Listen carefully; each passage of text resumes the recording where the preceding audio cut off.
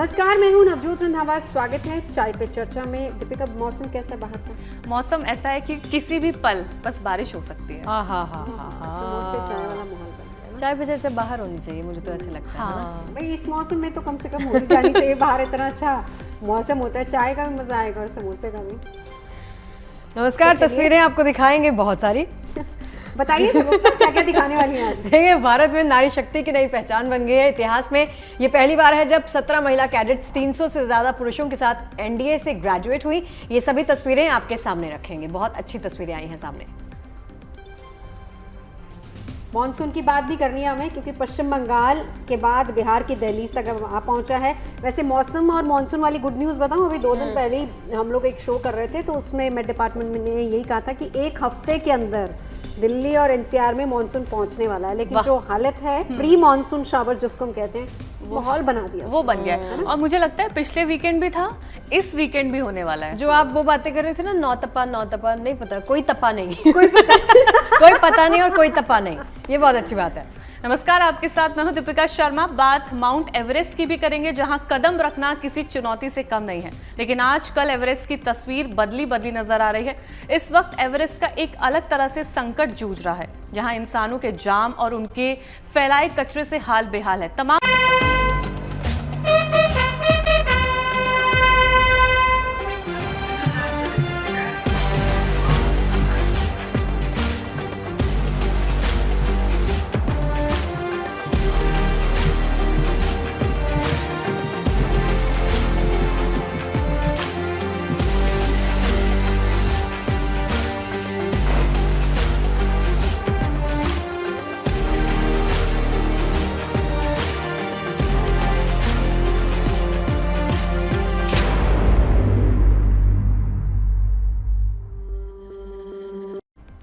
और सबसे पहले आज देश की नारी शक्ति को ही सलाम करते हैं। वो महिला शक्ति जिसने देश को हमेशा गर्व करने का मौका दिया। आज नेशनल डिफेंस एकेडमी में भव्य पासिंग आउट परेड इसी रवायत को आगे बढ़ाती नजर आई। शौर्य और पराक्रम की इन प्रेरणादायी तस्वीरों ने आज का दिन बेहद खास बना दिया, बल्कि साथ ही साथ ऐतिहासिक भी बना दिया। दरअसल आज महिला कैडेट्स के इस दस्ते पर पूरे देश की नजरें रहीं, क्योंकि आज महिला कैडेट्स का पहला बैच पास हुआ है। ये पहली बार है जब 17 महिला कैडेट्स 300 से ज्यादा पुरुषों के साथ एनडीए से ग्रेजुएट हुई। जाहिर है कि ये महिला कैडेट्स की ट्रेनिंग का अंत जरूर है, लेकिन इस बार से ये तीनों भारतीय सेनाओं में नई संभावनाओं की शुरुआत हुई है। 148वीं पासिंग आउट परेड में पहली बार 17 महिला कैडेट्स ने डिग्री हासिल की। अब इंडियन आर्मी, नेवी, एयरफोर्स में ये महिला ऑफिसर्स के रूप में ज्वाइन करेंगी।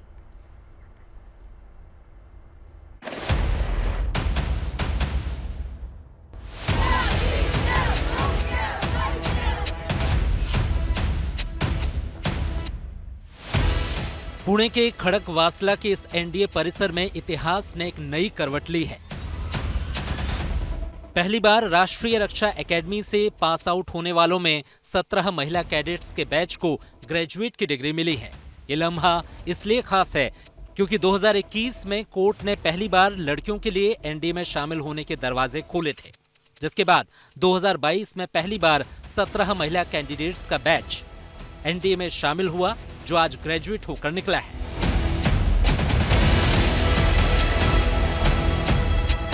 एक तरह से कहें तो आज की तारीख भारत के इतिहास में नारी शक्ति की नुमाइश के रूप में हमेशा के लिए दर्ज हो गई है, क्योंकि इतिहास में ये पहली बार है जब 17 महिला कैडेट्स 300 से ज्यादा पुरुषों के साथ नेशनल डिफेंस एकेडमी से ग्रेजुएट हुई हैं। ये सभी 17 नारी शक्तियां इंडियन आर्मी, नेवी और एयरफोर्स में शामिल होकर भारत की तीनों सेनाओं को गौरवान्वित करेंगी। मैं डीसीसी श्रुति दक्ष, मैं हरियाणा से बिलोंग करती हूँ, बट मैं अभी नोएडा में रह रही हूँ। मेरी स्कूलिंग भी नोएडा से हुई है और वहाँ पे मैंने 99% सिक्योर किया था क्लास 12th में। पापा भी एक्स एनडीए हंटर स्क्वाड के 86 पोस्ट के, तो मेरा प्रिविलेज था कि मैं भी उनकी स्क्वाड ज्वाइन कर सकूँ। ट्रेनिंग इनिशियली थोड़ी सी टफ थी, क्योंकि टाइम लगता है अकोमोडेट होने में सबके लिए, जाहिर सी बात है। धीरे धीरे हमारे जो ऑफिसर्स थे, हमारे उस्ताद थे, उन सब ने हमारी हेल्प की थी और हमारे कोर्समेट्स हर पल हमारे साथ थे, तो ट्रेनिंग संभव। सैन्य मोर्चे पर नारी शक्ति का हौसला आज भले ही बुलंद हो, लेकिन महिलाओं की सेना में अपनी जगह बनाने की यात्रा बहुत लंबी है। कहा जाता है कि 1888 में पहली बार इंडियन मिलिट्री नर्सिंग सर्विस के जरिए सेना में महिलाओं ने दस्तक दी थी, जिसके करीब एक दशक बाद 1992 में महिलाओं को शॉर्ट सर्विस ऑफिसर के तौर पर सेना की सेवा का मौका मिला। 2008 वो साल था जब सेना शिक्षा कोर और मिलिट्री के लीगल ब्रांच में महिलाओं को एंट्री मिली, लेकिन 2015 सेना में नारी शक्ति के लिहाज से मील का पत्थर साबित हुआ।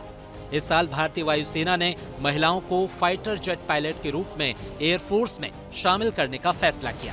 फिर 2020 आया जिसने सेना के दरवाजे पूरी तरह महिलाओं के लिए खोल दिए। सुप्रीम कोर्ट ने महिलाओं को परमानेंट कमीशन अधिकारी के रूप में स्थायी सेवा का हक दिया और 2021 में एनडीए के द्वार महिलाओं के लिए खुल गए, जिसका नतीजा आज सामने आया है। रिटायर्ड सेना प्रमुख जनरल वीके सिंह ने पुणे के खड़कवासला के इस एनडीए परिसर में परेड की सलामी ली। इस मौके पर जनरल वीके सिंह ने कहा कि ये महिलाएं पुरुषों के साथ कदम से कदम मिलाकर पूरे प्रोफेशनल तरीके से ऐसे परेड कर रही थीं कि पहचानना मुश्किल हो गया कि कौन पुरुष और कौन महिला। This was also the occasion when 17 female cadets have passed out, and I'm sure when you looked at the parade, you didn't find where they were. They were part and parcel of the entire lot of cadets who were there. And that is a difference which is worth noting.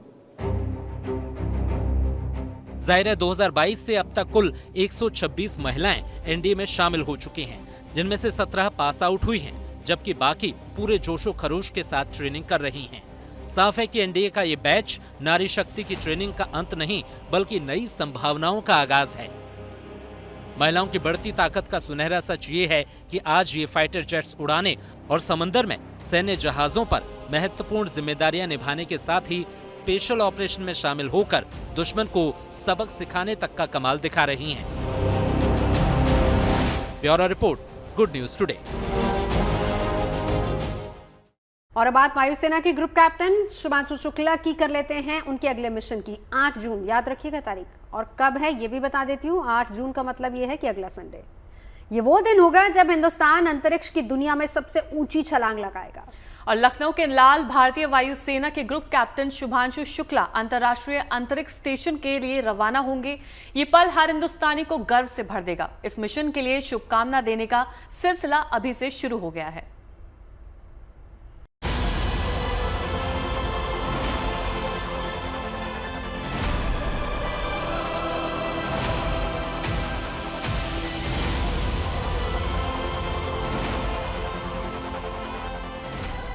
अंतरिक्ष में हिंदुस्तान की सबसे ऊंची उड़ान का countdown शुरू हो चुका है। बस 9 दिन बाकी हैं जब हिंदुस्तान का लाल अंतरिक्ष के सबसे बड़े सफर पर निकलेगा। वो अंतरिक्ष में बनाए गए उस स्टेशन यानी इंसानी ठिकाने पर पहुंचेगा जहां अब तक कोई भी हिंदुस्तानी नहीं पहुंच पाया है। इसी के साथ भारत के नए अंतरिक्ष युग की शुरुआत हो जाएगी। एक्सियोम मिशन 4 के तहत शुभांशु शुक्ला आईएसएस के सफर पर जाएंगे। ये मिशन 8 जून को अमेरिका के कैनेडी स्पेस सेंटर से लॉन्च होगा। शुभांशु शुक्ला के साथ अमेरिका, पोलैंड और हंगरी के अंतरिक्ष यात्री भी होंगे। शुभांशु 14 दिन तक आईएसएस पर रहेंगे। मिशन के तहत अंतरिक्ष में 60 से ज्यादा प्रयोग किए जाएंगे। शुभांशु शुक्ला की यह अंतरिक्ष यात्रा नासा और इसरो के संयुक्त प्रयास के तहत हो रही है। इससे भारत के गगनयान मिशन की तैयारी और ग्लोबल कॉपरेशन को बढ़ावा मिलेगा।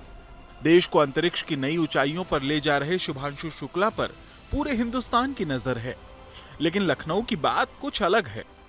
लखनऊ में शुभांशु शुक्ला के घर खुशियां 7वें आसमान पर पहुंच चुकी हैं। शुभांशु के पिता अपने बेटे की इस उपलब्धि पर गर्व से फूले नहीं समा रहे।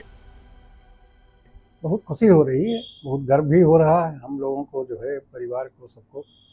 हमारा बच्चा जो है इतनी ऊंचाई पर जा रहा, इसका हमें बड़ी खुशी है। मां आशा शुक्ला का कहना है कि उन्हें हमेशा लगता था कि उनका बेटा एक न एक दिन अंतरिक्ष के सफर पर जरूर जाएगा। मां आशा शुक्ला की आंखों में गर्व के साथ साथ ममता के आंसू भी हैं। अनमोल पल तो है ही, जिसका बच्चा ऐसा नगीना निकले तो उसके लिए तो अनमोल पल होगा ही होगा। हाँ, हमारा बच्चा निकला है, नगीना बन के निकला है। दुनिया पूरा उसको देख रही, याद कर रही पूरी दुनिया। पूरे भारत में हर जगह उसका नाम रोशन हो रहा है, गली मोहल्ले में, घर परिवार में सब इतना खुश हैं, बहुत ज़्यादा गौरव महसूस कर रहे हैं। तो अपने को तो और ज़्यादा अच्छा लगता है। बहुत बड़ी अचीवमेंट है। 40 साल बाद भारत से कोई सिलेक्शन हुआ है जो बाहर जा रहा है इस काम के लिए, तो ये अपने आप में ही एक है। अगर हम केवल इंडिया को ही लेते हैं तो इतनी पॉपुलेशन है, 1.4 बिलियन की पॉपुलेशन है, उसमें से एक आदमी सेलेक्ट होता है। एंड उन्होंने बहुत मेहनत करी है इसके लिए, तभी उनका सिलेक्शन हुआ है वहाँ तक पहुँचने के लिए। एंड ये अपने आप में भी बहुत बड़ी बात है। 10 अक्टूबर 1985 को जन्मे शुभांशु शुक्ला का चयन 16 साल की उम्र में ही एनडीए में हो गया था। शुभांशु शुक्ला भारतीय वायुसेना में ग्रुप कैप्टन हैं और इसरो के गगनयान मिशन के लिए चुने गए 4 अंतरिक्ष यात्रियों में से एक हैं। शुभांशु के पास 2000 घंटे की उड़ान का अनुभव है। वो Sukhoi 30 MKI, MiG-21, MiG-29, Jaguar जैसे लड़ाकू विमानों को उड़ा चुके हैं। शुभांशु ISS पर जाने वाले पहले भारतीय होंगे और 1984 में राकेश शर्मा के बाद अंतरिक्ष जाने वाले दूसरे भारतीय। यूपी के मुख्यमंत्री योगी आदित्यनाथ ने शुभांशु को इस ऐतिहासिक उपलब्धि के लिए बधाई दी है। एक्स पर सीएम योगी ने लिखा, प्रभु श्री राम की धरती से अंतरिक्ष की ओर। उत्तर प्रदेश के लाल ग्रुप कैप्टन शुभांशु शुक्ला को ऐतिहासिक एक्सियोम 4 मिशन के लिए शुभकामनाएं। ये संदेश न सिर्फ शुभांशु के लिए बल्कि हर उस युवा के लिए प्रेरणा है जो बड़े सपने देखता है। शुभांशु शुक्ला की ये यात्रा सिर्फ एक अंतरिक्ष मिशन नहीं बल्कि लाखों भारतीयों के लिए एक प्रेरणा है। लखनऊ की गलियों से निकलकर नासा के मिशन तक पहुंचने की उनकी कहानी बताती है कि अगर इरादे बुलंद हों तो कोई भी मंजिल दूर नहीं है।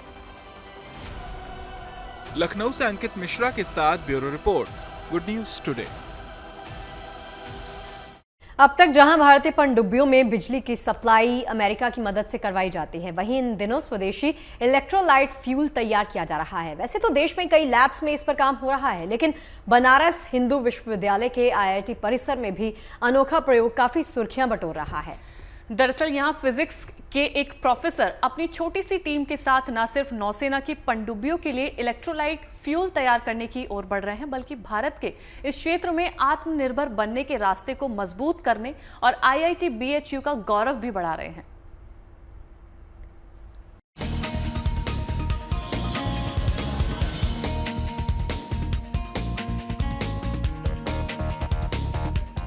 The polymer electrolyte membrane fuel cell. IIT BHU के इस छोटे से भाग में पिछले 2 साल से बेहद अनूठा प्रयोग हो रहा है, जिसे फ्यूल सेल्स टेक्नोलॉजी नाम दिया गया है।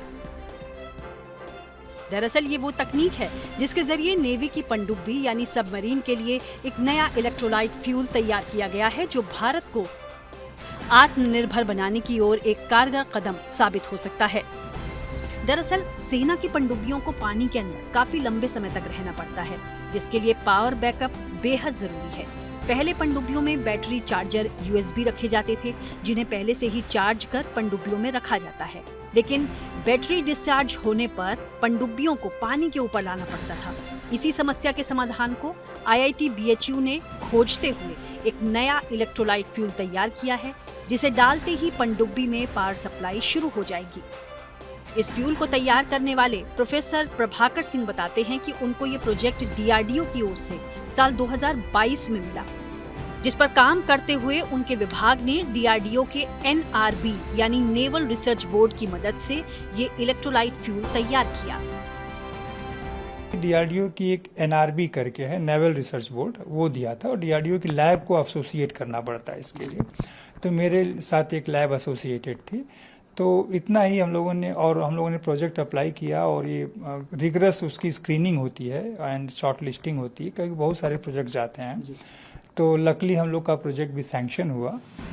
इस इलेक्ट्रोलाइट फ्यूल को तैयार करने में मेटल ऑक्साइड फ्रेमवर्क का प्रोटोटाइप बनाया गया है, जिसमें हाइड्रोजन और ऑक्सीजन को फ्यूल के तौर पर इस्तेमाल किया जाता है।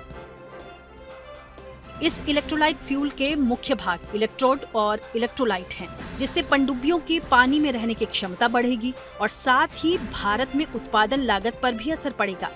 बता दें कि इलेक्ट्रोलाइट फ्यूल से पहले नेफियन इलेक्ट्रोलाइट मेम्ब्रेन का इस्तेमाल होता रहा है, जिसे अमेरिका से मंगाया जाता है। वहीं अब IIT BHU ने नेफियॉन इलेक्ट्रोलाइट मेम्ब्रेन के विकल्प के रूप में ये इलेक्ट्रोलाइट फ्यूल तैयार किया है, जो पनडुब्बी के अलावा इलेक्ट्रिक व्हीकल चलाने में भी मददगार साबित हो सकता है। बता दें कि ये इलेक्ट्रोलाइट फ्यूल न सिर्फ ग्रीन ऊर्जा को बढ़ावा देगा, बल्कि पर्यावरण को भी सुरक्षित रखेगा, क्योंकि इसमें किसी भी तरीके के अनवांटेड केमिकल का इस्तेमाल नहीं किया गया है, बल्कि इसमें ड्रिंकिंग वाटर का इस्तेमाल हुआ है।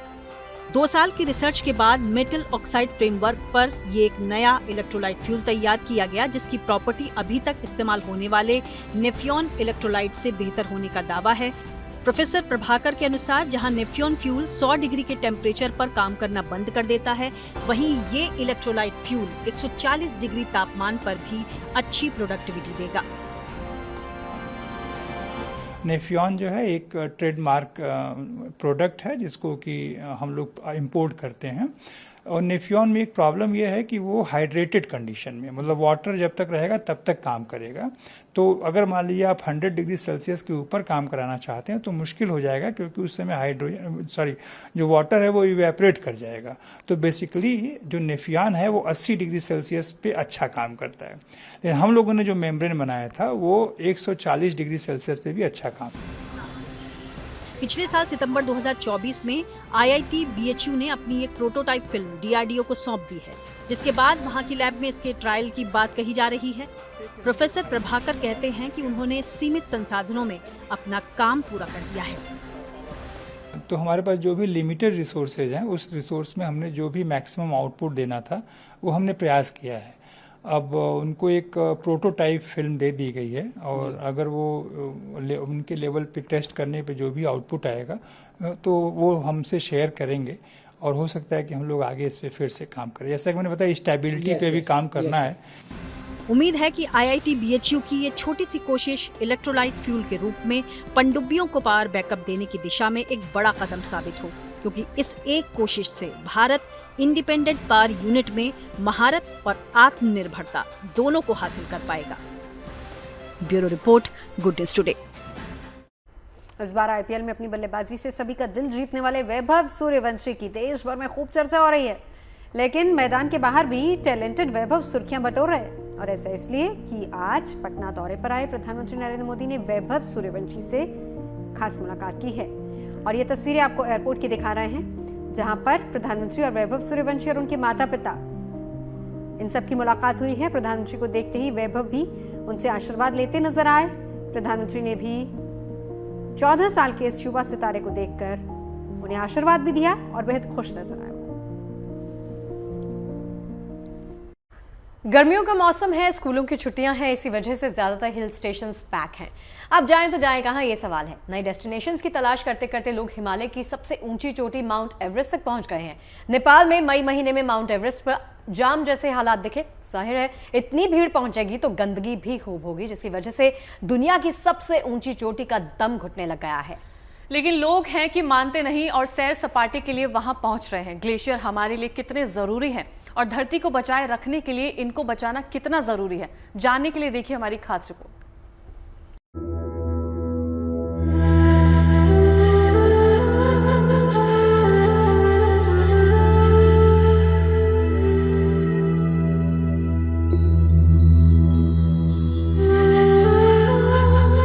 एक तरफ है चमकीला आसमान तो दूसरी तरफ बर्फ से लदी चोटियां। ये खूबसूरत नजारा दुनिया की सबसे ऊंची चोटी माउंट एवरेस्ट का है। एक दौर था जब माउंट एवरेस्ट साहस की कहानियां सुनाता था, लेकिन अब यहाँ सैलानियों का शोर है। सफेद बर्फ से पटे पहाड़ों पर ये जो रंग बिरंगे डॉट आपको नजर आ रहे हैं, असल में ये डॉट नहीं बल्कि यहाँ एडवेंचर की चाहत में पहुंचे सैलानियों के कैंप हैं।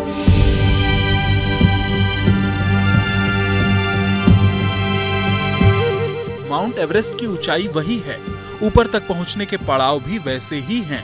मौसम आज भी उतनी ही चुनौतियां देता है, लेकिन एडवेंचर टूरिज्म की चाह ने इस जोखिम भरे सफर को पर्यटन में बदल कर रख दिया है।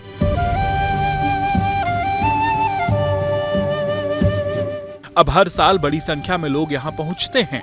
इस साल भी मई के महीने में खूब लोग यहाँ पहुँचे, जिसकी तस्वीर आपके सामने है। माउंट एवरेस्ट को सागर माथा या कोमो लांगमा के नाम से भी जाना जाता है। समुद्र तल से ये सबसे ऊंचा पर्वत है। इसी वजह से पर्वतारोही यहाँ खींचे चले आते हैं। यहाँ चढ़ाई के लिए 2 मुख्य मार्ग हैं। एक नेपाल में दक्षिण पूर्व से शिखर तक जाता है और एक स्टैंडर्ड रूट है, जबकि दूसरा रास्ता तिब्बत में उत्तर से होकर जाता है। मौजूदा दौर में लोगों में एवरेस्ट फतेह करने की दीवानगी काफी देखने को मिल रही है। पिछले 71 सालों में 6400 से ज्यादा पर्वतारोहियों ने चढ़ाई की, जिनमें 80% तो वर्ष 2000 के बाद चढ़े। लेकिन लोगों के इस जुनून की कीमत हिमालय को चुकानी पड़ रही है, क्योंकि पर्वतारोही हर साल यहाँ कई टन कचरा छोड़ जाते हैं। पिछले साल नेपाल सरकार ने एवरेस्ट से 11 टन कचरा हटवाया था। वहाँ जमा कचरे की वजह से बर्फ में जहरीले केमिकल पनप रहे हैं। बताया गया कि हिमालय के ग्लेशियर पिछली सदी की तुलना में 2 गुनी तेजी से पिघल रहे हैं और ग्लेशियर पिघलने से झीलों की संख्या बढ़ रही है। मई का महीना माउंट एवरेस्ट पर चढ़ाई के लिए सबसे सही माना जाता है, क्योंकि मौसम पूरा साथ देता है। मई के बाद यहाँ का मौसम और बेरहम हो जाता है और कुदरत की तरफ से मिलने वाली चुनौतियां भी बढ़ने लगती हैं। इसीलिए सभी की कोशिश होती है कि मई में अपनी इस ख्वाहिश को पूरा कर लिया जाए।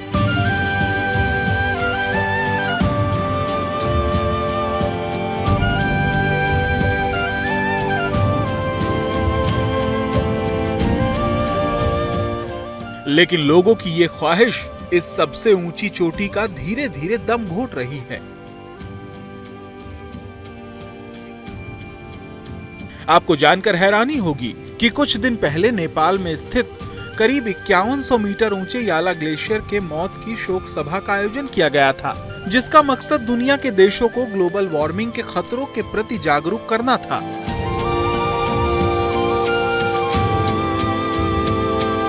Bureau report, good news today.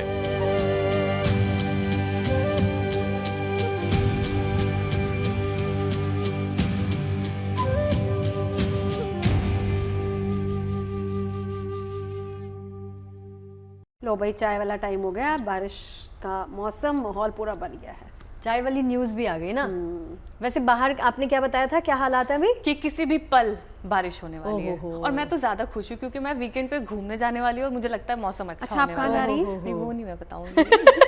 Very secret. Instagram पे देखिएगा जब मेरी रील्स और तस्वीरें आ जाएंगी। हाँ, नहीं, इनकी वैसे कम ही दिखती है, नहीं डालती है। हाँ, ये जगह एंजॉय करती है, डेस्टिनेशन एंजॉय, और मी टाइम एंजॉय करती है। मैं आकर आपको बताती हूँ, जलाती हैं हमें वैसे। फिलहाल गुड न्यूज ये है कि बंगाल की खाड़ी में बना कम दबाव का जो क्षेत्र है वो उस वजह से कहीं ना कहीं हर जगह पर बारिश भी हो रही है और बिहार तक वैसे भी मानसून पहुंच चुका है। और उत्तर भारत की बात करें तो गुड न्यूज ये है कि एक हफ्ते में यहाँ भी आने वाली।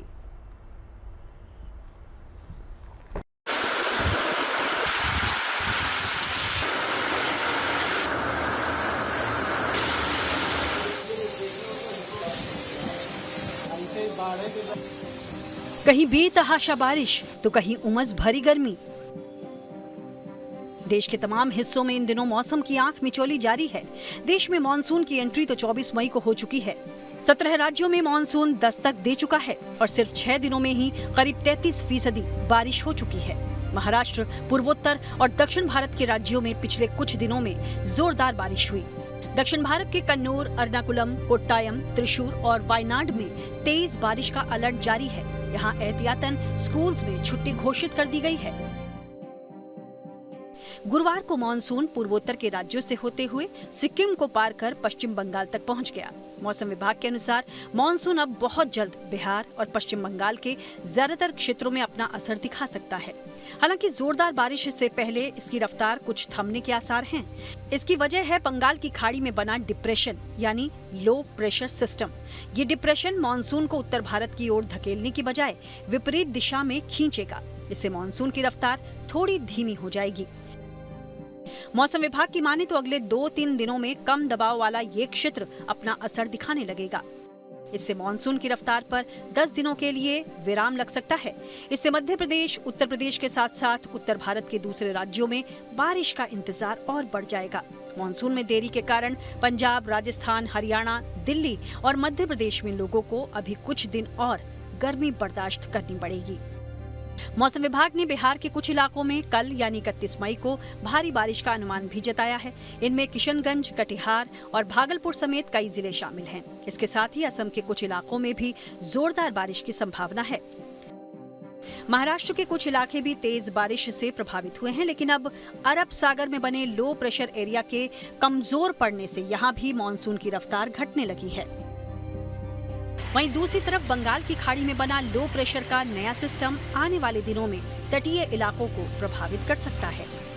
Bureau report, good news today. Good news, good news, good news. मौसम वाली गुड न्यूज, बारिश वाली गुड न्यूज, वीकेंड वाली गुड न्यूज। यही है भाई न्यूज। और क्या बताऊं कि वीकेंड आपका अच्छा जा सकता है, कूल हो सकता है। मैं नहीं बोल रही, मौसम विभाग बोल रहा है। देखिए, मौसम विभाग ने वीकेंड पर आंधी के साथ साथ बारिश की संभावनाएं जताई हैं। यानी अगर ये पूर्व अनुमान सही साबित होता है तो मई की विदाई और जून का आगाज सुहाने अंदाज में होगा।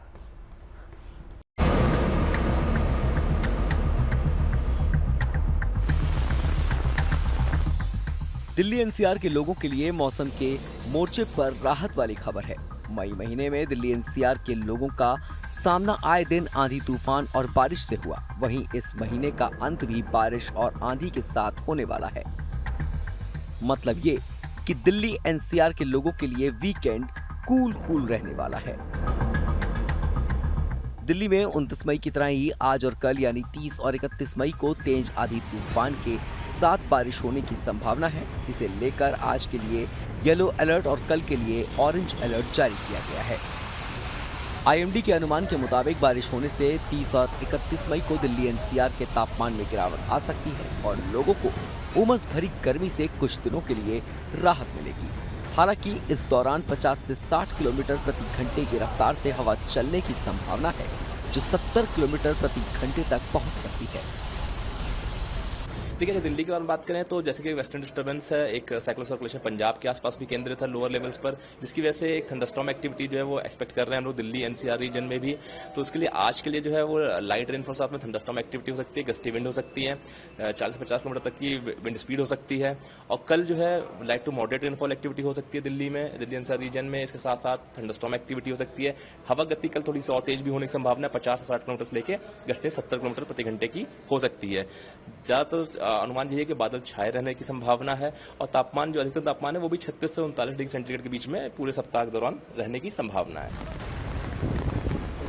आज दिल्ली के कई इलाकों में बारिश की संभावना है। इस दौरान अधिकतम तापमान 39 डिग्री सेल्सियस और न्यूनतम तापमान 28 डिग्री सेल्सियस रहने का अनुमान है। मौसम विभाग के मुताबिक गाजियाबाद और नोएडा में भी आज आंशिक रूप से बादल छाए रहेंगे। इस दौरान हल्की बारिश होने के आसार हैं। मौसम वैज्ञानिकों के मुताबिक इस साल मई का महीना दिल्ली एनसीआर के लोगों के लिए राहत भरा रहा। अब इसकी विदाई भी इसी अंदाज में होने वाली है। आईएमडी के मुताबिक जून के महीने में दिल्ली एनसीआर समेत देश के ज्यादातर हिस्सों में तापमान सामान्य से कम ही रहेगा। हीट वेव चलने की भी कोई संभावना नजर नहीं आ रही है। प्रचंड गर्मी का भी कोई अनुमान नहीं लगाया जा सकता, क्योंकि जून का महीना मॉनसून को लेकर आता है। Bureau report, good news today. घाटी में पर्यटन के बहार की कर लेते हैं। पहलगाम अटैक के बाद अब घाटी में एक बार फिर से सैलानियों की आमद बढ़ने लगी है। रौनक वापस आ गई है। बड़ी संख्या में पर्यटक श्रीनगर, सोनमर्ग समेत घाटी के तमाम इलाकों का रुख कर रहे हैं। तो वहीं बॉलीवुड कलाकारों का भी घाटी में पर्यटन को लेकर फुल सपोर्ट नजर आ रहा है। अभिनेत्री हुमा कुरैशी ने यहां जवानों से मुलाकात की, जबकि बॉबी देओल ने घाटी में अपनी अपकमिंग फिल्म का शूटिंग का ऐलान कर दिया है।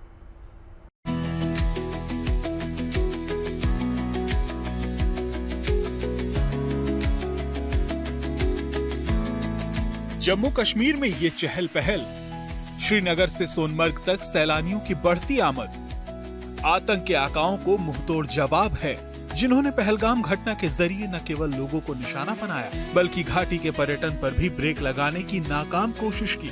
लेकिन ये बदलते भारत का बदल रहा जम्मू कश्मीर है। नतीजा ये कि कश्मीर घाटी में एक बार फिर से पर्यटन की बहार नजर आ रही है। सबको आना चाहिए। अभी माहौल बहुत ठीक है। हमको तो कोई कुछ नजर नहीं आया, सब शांत है। टूरिस्ट लोग आ रहा है, हम लोग भी आए हैं। हम लोग 28% आए हैं। ये कोशिश है पर्यटकों का भरोसा जीतने की, उन्हें ये विश्वास दिलाने की कि कश्मीर अब भी एक सुरक्षित, खूबसूरत और मेहमान नवाजी से भरपूर धरती का स्वर्ग है। बहुत अच्छा लग रहा है, बहुत अच्छी जगह है और जैसा अपन दूर से देखते हैं वैसी बात नहीं है।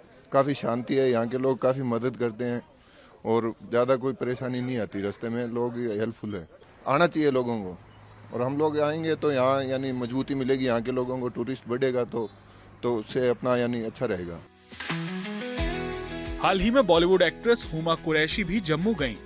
यहाँ उन्होंने जवानों से मुलाकात की और पाकिस्तानी गोलाबारी से प्रभावित परिवारों का हाल भी जाना। इस मौके पर हुमा ने महिला सैनिकों के जज्बे को सलाम किया। आप सबको हम सब की तरफ से सलाम।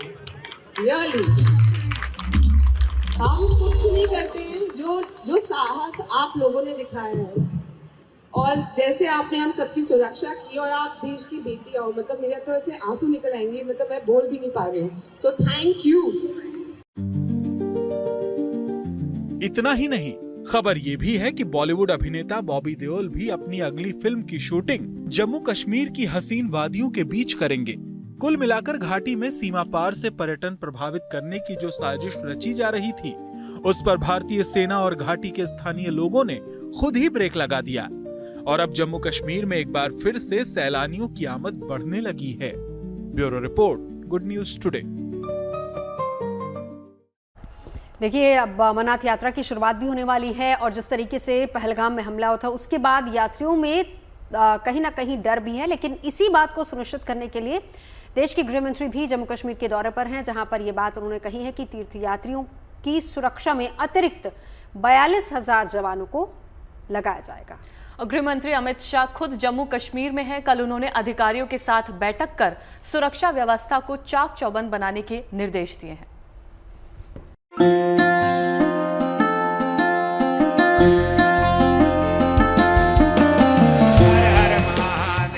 3 जुलाई से शुरू होने जा रही अमरनाथ यात्रा के लिए सुरक्षा कवच तैयार है।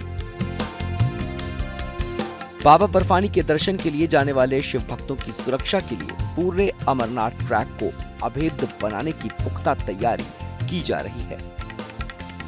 खुद गृह मंत्री अमित शाह ने सुरक्षा व्यवस्था की कमान अपने हाथों में ले ली है।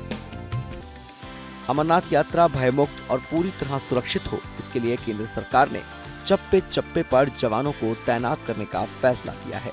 अमरनाथ यात्रा के लिए सेंट्रल आर्म्ड फोर्सेस की 580 कंपनियों की तैनाती की जा रही है, जिसमें 42,000 जवान और अधिकारी शामिल होंगे।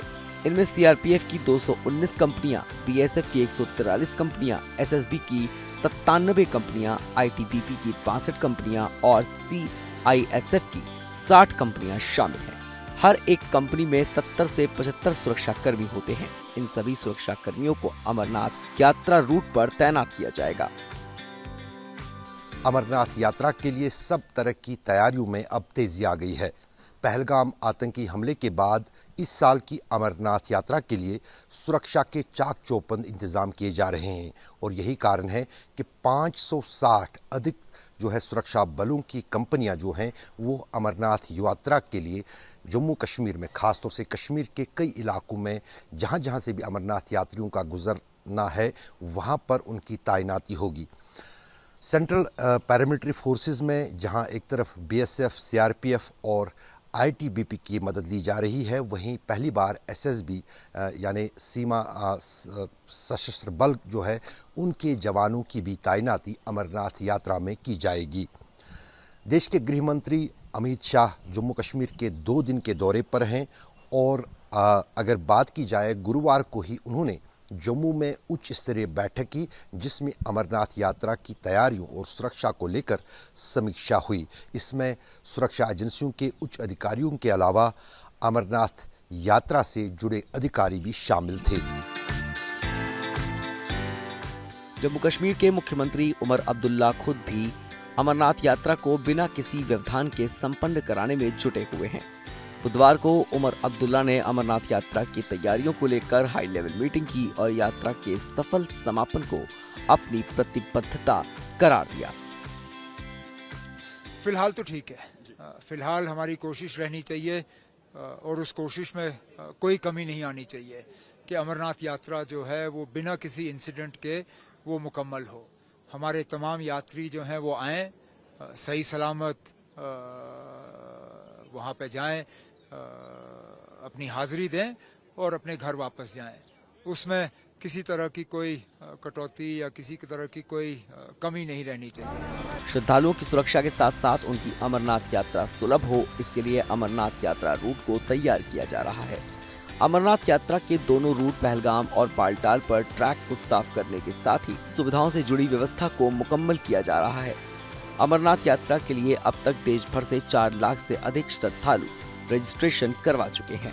उम्मीद है कि इस बार बाबा बर्फानी के दर्शन का एक नया रिकॉर्ड बनेगा।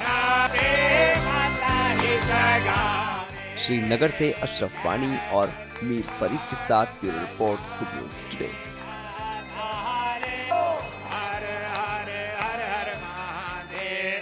बच्चों में देशभक्ति की भावना जगाने और उन्हें सेना के पराक्रम के बारे में बताने के लिए ऑपरेशन सिंदूर जैसे हाल ही की घटनाओं में जानकारी देने की जरूरत पर काफी जोर दिया जा रहा है।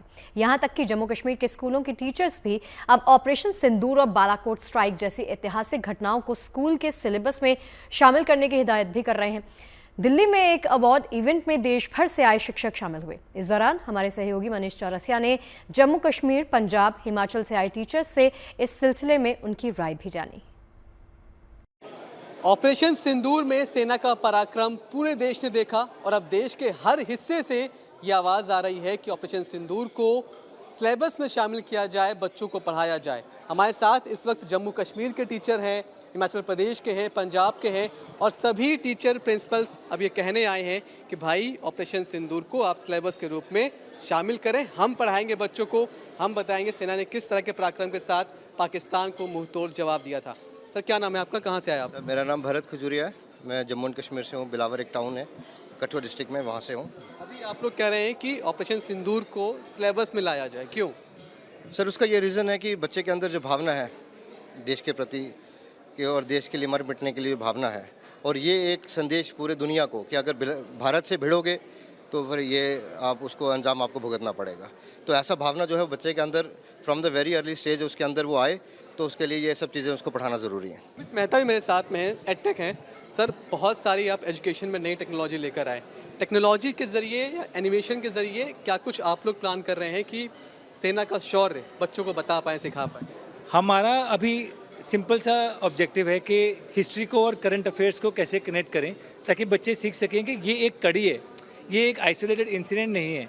तो देश की प्रोटेक्शन के लिए और देश के फ्यूचर के लिए हम कैसे समझें कि हम जिस ज्योग्राफी में हैं, हमारे आसपास इस तरफ चीन है, इस तरफ पाकिस्तान है, इस तरफ बांग्लादेश है, उस एनवायरनमेंट में हम अपने जो प्रोग्रेस है towards a developed nation for 2047 कैसे करें आफ्टर टेकिंग इनटू अकाउंट ये सब जो चैलेंजेस हैं हमारे।